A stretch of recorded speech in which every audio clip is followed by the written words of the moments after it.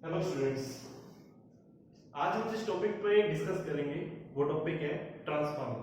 तो ट्रांसफार्मर क्या है सुनो।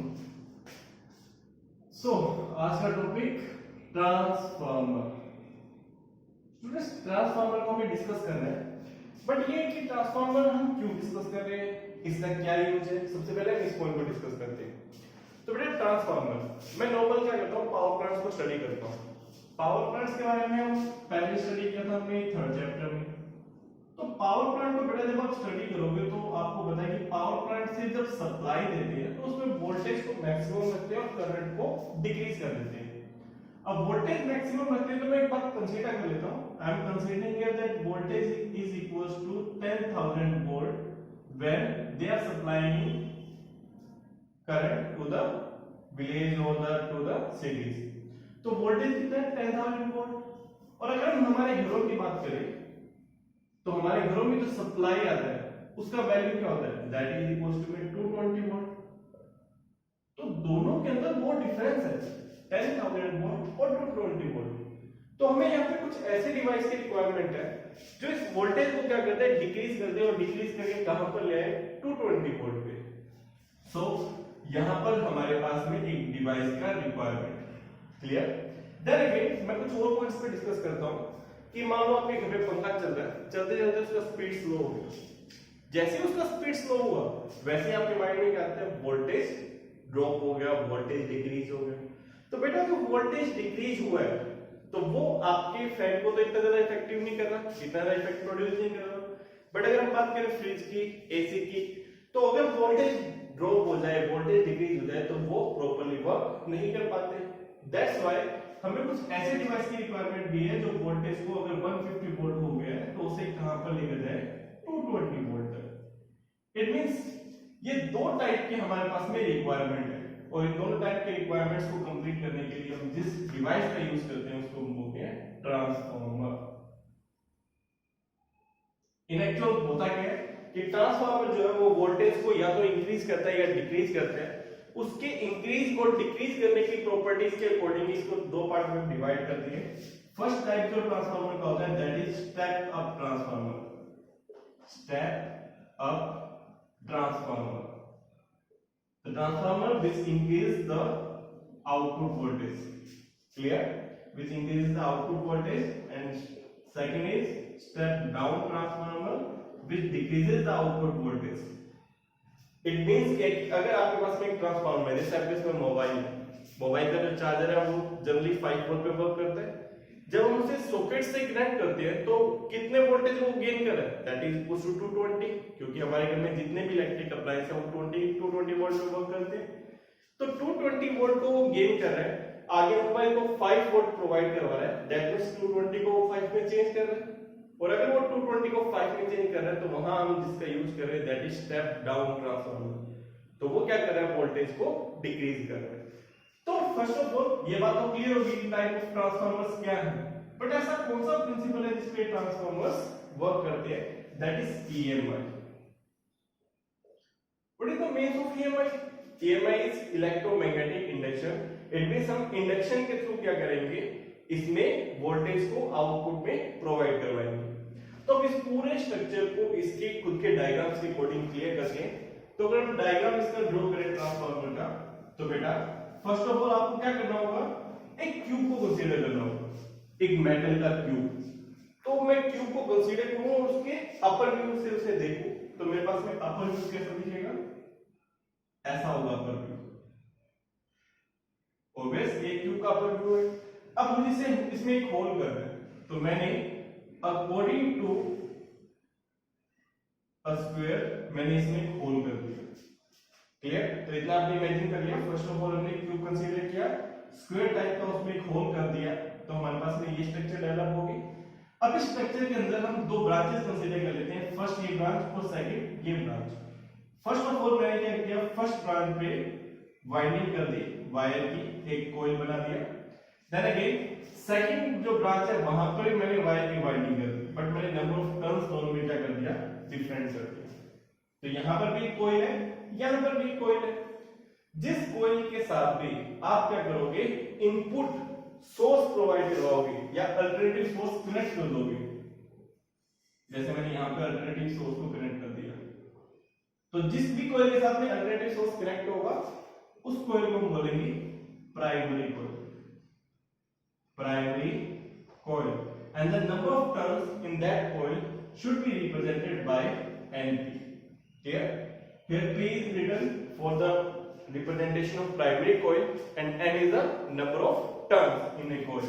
Okay, then number of turns, obviously this one is primary coil, so the other one is secondary coil, so this one is secondary coil. Clear? Then secondary coil and number of turns in secondary coil is equals to me NS. The two terminals of the secondary coil should be connected to the load. What is load? कोई भी thing, कोई भी electronic device जो आप यहाँ connect कर रहे हो वो यहाँ पर किसका वर्क करेगा? लोड का वर्क करेगा। तो देखते हैं कि इलेक्ट्रोमैग्नेटिक इंडक्शन पे ये वर्क तो करता है, पर कैसे करता है। उससे पहले हम एक बात क्लियर कर लेते हैं कि यहाँ हम जिस मेटल का यूज कर रहे हैं इस ट्यूब को कंसिस्ट करने में, वो क्या है? Soft iron. अच्छा, सॉफ्ट आयरन की कुछ प्रॉपर्टीज होती हैं। सॉफ्ट आयरन जो है वो कौन सा मटेरियल होता है? That is ferromagnetic material. Clear हो? फेरोमैग्नेटिक मटेरियल की भी प्रॉपर्टी होती है कि वो अपने में से मैग्नेटिक फील्ड लाइंस को पास आउट होना के लिए अलाउ कर देता है कि वो में से पास आउट हो सकती है, और maximum magnetic field lines soft iron से या किसी भी फेरोमैग्नेटिक मटेरियल से पास आउट होती है। क्लियर? तो बेटा अब इसके प्रोसेस को कंसीडर करते हैं कि ये प्रोसेस में क्या होगा। जैसे आपने यहाँ पे अल्टरनेटिव वोल्टेज सोर्स को ऑन किया तो क्या होगा? अल्टरनेटिव करंट फ्लो होगा। यहाँ पे अल्टरनेटिव करंट फ्लो होगा तो किसी भी कॉइल में से जब करंट फ्लो होता है तो वो उस कॉइल के अराउंड क्या करता है? मैग्नेटिक फील्ड, और कॉइल की कोर पे क्या करता है? मैग्नेटिक फील्ड को प्रोड्यूस करता है। तो जब मैग्नेटिक फील्ड प्रोड्यूस होगा तो मैंने क्या किया? मैग्नेटिक फील्ड को प्रोड्यूस रिप्रेजेंट कर दिया। तो ये मैग्नेटिक फील्ड कहां है? इस सॉफ्ट आयरन में। ऑब्वियस इस कॉइल के इनसाइड क्या है? सॉफ्ट आयरन का ही तो पार्ट है। तो सॉफ्ट आयरन में soft iron magnetic field lines के लिए ऐसे ही मीडियम का काम करता है जैसे किसी वाटर को फ्लो होने के लिए पाइप करती है। इट मींस पाइप को आगे जाके आप टर्न कर देते हो तो वाटर टू पाइप में फ्लो हो रहा था तो वो टर्न हो जाता है। सिर्फ ऐसे बिहेव क्या करते हैं सॉफ्ट आयरन। तो ये मैग्नेटिक फील्ड लाइंस में क्या होगी? इस टाइप से मूव करेंगी, जिस टाइप से आपके पास में आगे सॉफ्ट आयरन होगा और सेकेंडरी कॉइल से पास आउट होगी। सेकेंडरी कॉइल पे इनिशियल कंडीशन पे नंबर ऑफ फील्ड लाइंस कितनी थी? That is equal to 0। But अब क्या हुआ? मैग्नेटिक फील्ड लाइंस इंक्रीज हो गई, और अगर मैग्नेटिक फील्ड लाइंस इंक्रीज हुई है दैट मींस क्या है कि अब इससे related due to the change in magnetic flux an EMF is induced in the secondary coil. तो सेकेंडरी कॉइल में ईएमएफ इंड्यूस होगा। अब बेटा ये यहां पर क्या हुआ? कनेक्ट हो गया और क्लोज्ड पाथ कंप्लीट हो गया। बट हमने यहां पे कौन सा सोर्स अप्लाई किया है? Alternative voltage source. It means current का वैल्यू कंटीन्यूअसली चेंज होता जाएगा। इट मींस फ्लक्स का डायरेक्शन कंटीन्यूअसली चेंज होता जाएगा। It means continuously secondary coil से रिलेटेड मैग्नेटिक फ्लक्स भी चेंज होगा। और अगर कंटीन्यूअसली मैग्नेटिक फ्लक्स भी चेंज होगा उस केस में जो सेकेंडरी कॉइल है उस सेकेंडरी कॉइल को अगर हम डिस्कस करें तो सेकेंडरी कॉइल कंटीन्यूअसली क्या करेगा? ईएमएफ को प्रोड्यूस करेगा। इतनी बात क्लियर?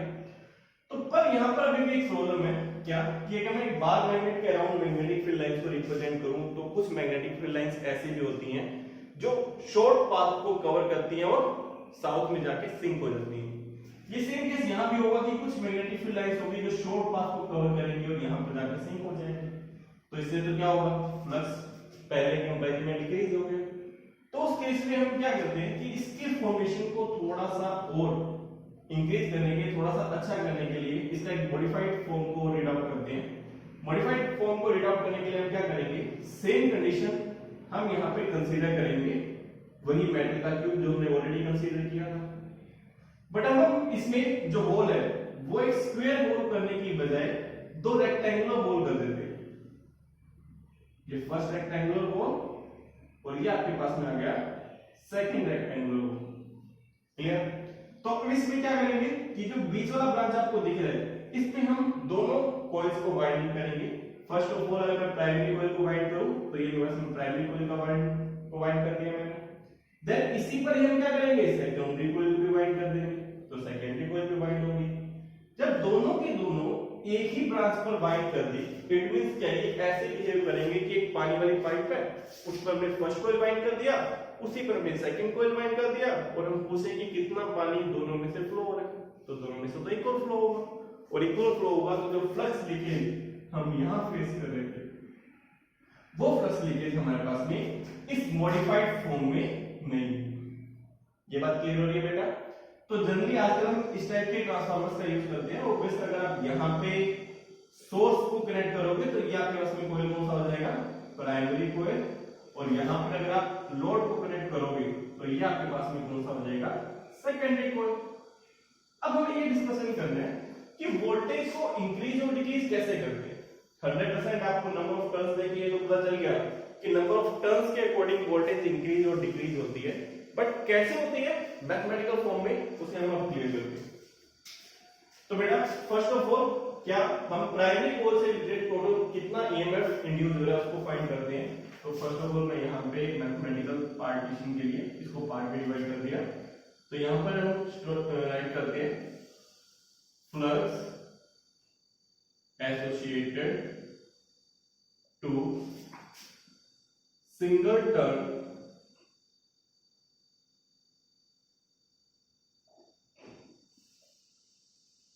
of primary coil। तो बेटा उसका वैल्यू आपके पास में हम 5 कंसीडर करते हैं, किसी भी एक टर्न से रिलेटेड मैग्नेटिक फ्लक्स कितना, that is equal to 5। Total primary coil का फ्लक्स कितना होगा, total flux of primary coil, primary coil देखो सिंगल टर्न से रिलेटेड 5, तो टोटल कितना हो जाएगा, कितने टर्न से, एनपी मल्टीप्लाई बाय 5, कितना पार्ट क्लियर हुआ। जब आपके पास में टोटल फ्लक्स है then change in flux per unit time is equal to the EMF. So EMF of the primary coil EP is equals to में एनपी बाहर आ जाएगा, that is d5 by dt। हमने इसका मैग्नीट्यूड फाइंड कर लिया equation number में 1। Clear? तो बेटा जितना फ्लक्स फर्स्ट कॉइल के टर्न से रिलेटेड है, एसोसिएटेड है, अगर हम इस फॉर्मेशन की बात करें सेम फ्लक्स जो सेकेंडरी कॉइल है उसके एक टर्न से भी एसोसिएटेड होगा, दैट मींस क्या है, हम वहां पर भी सेम प्रोसेस करेंगे, flux associated to single turn of secondary coil. तो बेटा वो भी किसके इक्वल आएगा, वो भी 5 के इक्वल आएगा। Clear? Total number of turns find कर लेते हैं या टोटल फ्लक्स फाइंड कर लेते हैं। Total flux of secondary coil, तो बेटा उसका वैल्यू आपके पास में क्या आ जाएगा, दैट इज ns5। अब अगर हम यहाँ पे सेकेंडरी कॉइल के लिए ईएमएफ फाइंड करेंगे तो सेकेंडरी कॉइल के लिए ईएमएफ आपके पास में ईएस का वैल्यू क्या आ जाएगा, ns d5 by में d, इक्वेशन नंबर में सेकंड। अब इन दोनों इक्वेशंस का अगर हम यूज करते हैं तो by equation first and second, by equation first and second हमारे पास में वैल्यू क्या आ जाएगा, ep ओवर में en es, हमने दोनों का रेशियो फाइंड कर लिया, इज इक्वल्स टू में वैल्यू आ जाएगा np ओवर में ns। क्लियर? इसके थ्रू हम बता सकते हैं कि हम स्टेप अप ट्रांसफार्मर का यूज करेंगे स्टेप डाउन ट्रांसफार्मर का। कैसे, वो देखो, अगर मैं केस फर्स्ट को स्टडी करूं, case first when np is greater then ns, बेटा np ओवर में ns, np is greater then ns, तो 100% ये वैल्यू ग्रेटर देन 1 होगी, ये value greater than 1, it means ep is greater then es, that's why ep is greater than es। तो जब primary coil में voltage maximum और secondary में उससे मिनिमम हो, तो इट मींस क्या है कि हम यहाँ पे बात कर रहे हैं स्टेप डाउन ट्रांसफार्मर की, step down transformer. Then again अगर मैं यहाँ पे स्टडी करूं केस नंबर सेकंड में, इट मींस क्या है, ns is greater than np, तो बेटा es इज ग्रेटर सॉरी हाँ सही है, es is greater then ep होगा। तो इस केस में अगर ns is greater than np होगा तो es is greater then ep होगा। तो इस केस में हम किसकी बात कर रहे होंगे, स्टेप अप ट्रांसफार्मर की, क्योंकि आपको आउटपुट में इनपुट से ज्यादा वोल्टेज मिल रही है। तो ये आपके पास में दो टाइप के ट्रांसफार्मर हो गए। अब इन दोनों टाइप के ट्रांसफार्मर्स के बाद में नेक्स्ट हमें मूव करना है किस पे, करंट पे, क्योंकि हम यहाँ पे एक रिलेशन को फाइंड कर चुके हैं जो नंबर ऑफ टर्न्स हो किसके बीच में, ईएमएफ इट मींस वोल्टेज के मिड में। देन अगेन अगर मैं यहाँ पे मान लूं, क्या कंसीडर करना है हमें कि जो हमारे पास में ट्रांसफार्मर है, जो ये ट्रांसफार्मर है उसमें पावर का लॉस नहीं होना, इट मींस उसकी एफिशिएंसी 100% है, जितनी पावर हम इनपुट में दे रहे हैं आउटपुट में भी हमें सेम पावर क्या मिल रही है, आउटपुट में मिल रही है। तो उस केस में in the case of 100% efficiency क्या होगा, PI इज इक्वल टू में PO, input power output power के इक्वल होगा। पावर के लिए हम क्या लगाते हैं, दैट इज VI, तो VI क्या है, EP, II it means IP is equal to में VS इट मींस CS और IS, तो ये हो गया PI इज इक्वल टू में PO। तो बेटा नेक्स्ट अगर मैं यहाँ पे सेम रेशो फाइंड करूं तो मेरे पास में EP बाय में ES का वैल्यू क्या आ जाएगा, IS ओवर में IP। तो मेरे पास में एक रिलेशन यहाँ और दूसरा रिलेशन यहाँ हो गया। अगर इन दोनों को मैं कंबाइन कर दूं तो मेरे पास वैल्यू क्या है बेटा, EP ओवर में ES इज इक्वल्स टू में NP ओवर में NS इज इक्वल्स टू में IS ओवर में IP। तो बेटा यहां एक चीज क्लियर कर लेते हैं, अगर मैं NP का वैल्यू इंक्रीज कर दूं और NS का डिक्रीज कर दूं तो EP इंक्रीज हो जाएगा और ES क्या हो जाएगा, डिक्रीज हो जाएगा। बात समझ में आ रही है? अगर EP इंक्रीज होगा तो IP डिक्रीज हो जाएगा क्योंकि रेसिप्रोकल है।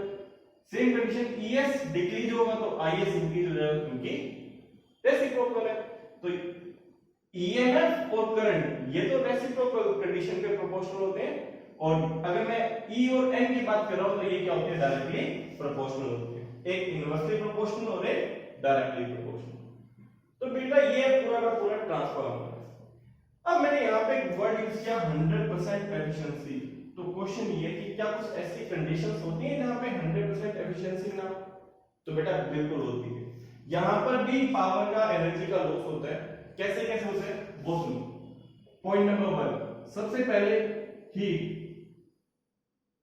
हीट लॉस कैसे होगा बेटा, यहाँ पे देखो जिस भी वायर से आपने वायरिंग किया है उसमें करंट फ्लो होगा, तो किसी भी वायर का 100% रेजिस्टेंस होता है, रेजिस्टेंस होगा तो वहां पे हीट जो है, जो करंट फ्लो होगा वो क्या करेगा, हीट प्रोड्यूस करेगा और हीट के अकॉर्डिंग वहां पे एनर्जी का क्या होगा, लॉस होगा। तो first number point. Second number point, यहां पे जो एनर्जी का लॉस होने का सीन रहता है वो क्या रहेगा, आपके पास में जो एडी करंट्स है, एडी करंट्स का क्या सीन है बेटा, देखो एडी करंट्स क्या होता है, जब भी किसी मेटल से एसोसिएटेड मैग्नेटिक फ्लक्स चेंज होता है तो उसमें एडी करंट्स इंड्यूस होती है। अब एडी करंट इंड्यूस होने के लिए एडी करंट को एक एरिया चाहिए होता है, स्पेस चाहिए होता है।